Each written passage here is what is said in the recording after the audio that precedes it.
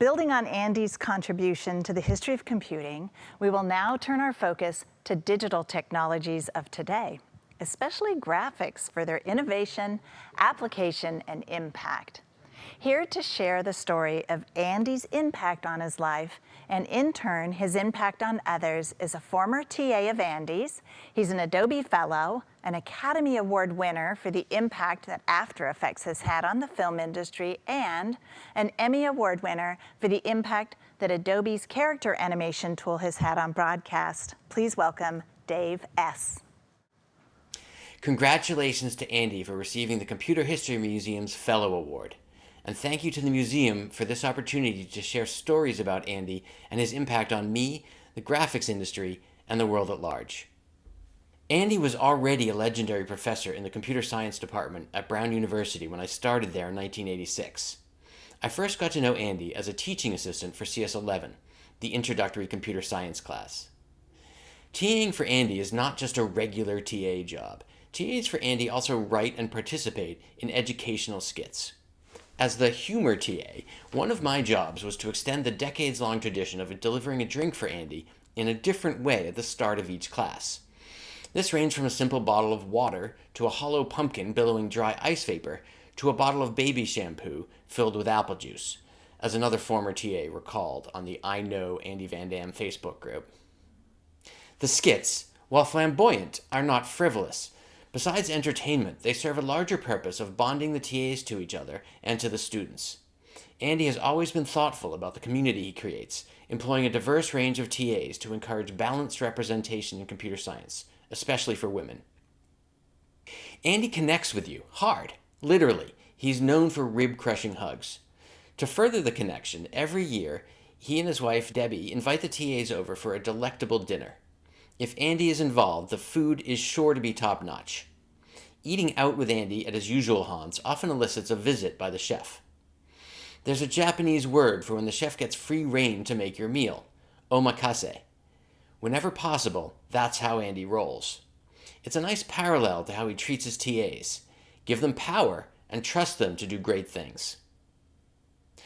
I enjoyed working for Andy so much that I signed up to TA CS11 again the following year, and then, for my senior year, got the coveted/feared head TA job, along with David Herbstman and Sarah Allen.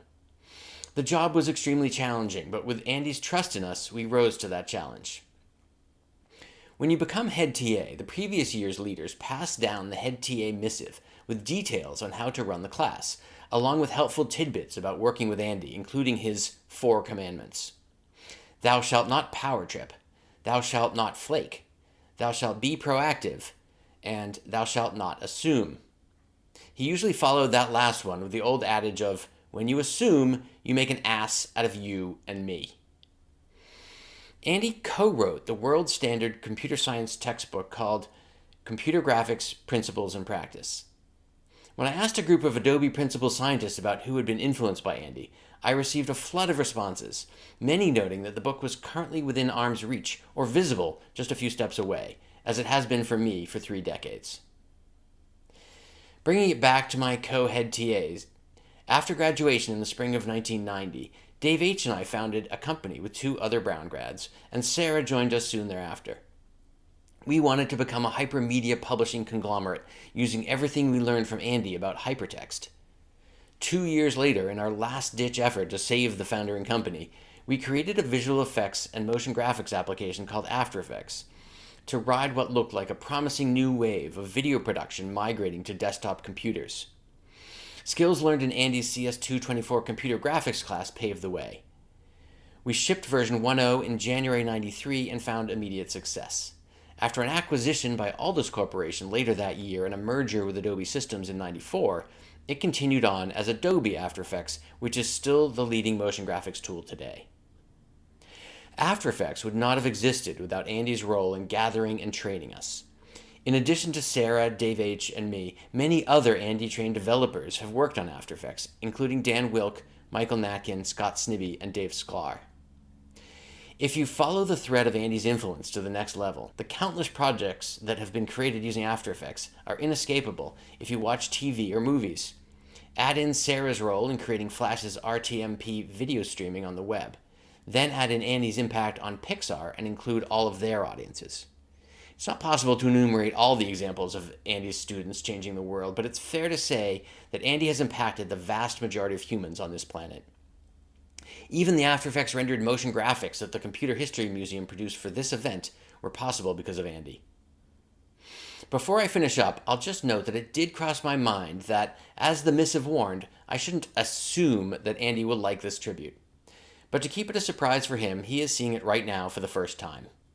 One thing I can count on: if he doesn't like it, he'll tell me. Honoring Andy as a Computer History Museum Fellow feels exactly right to me.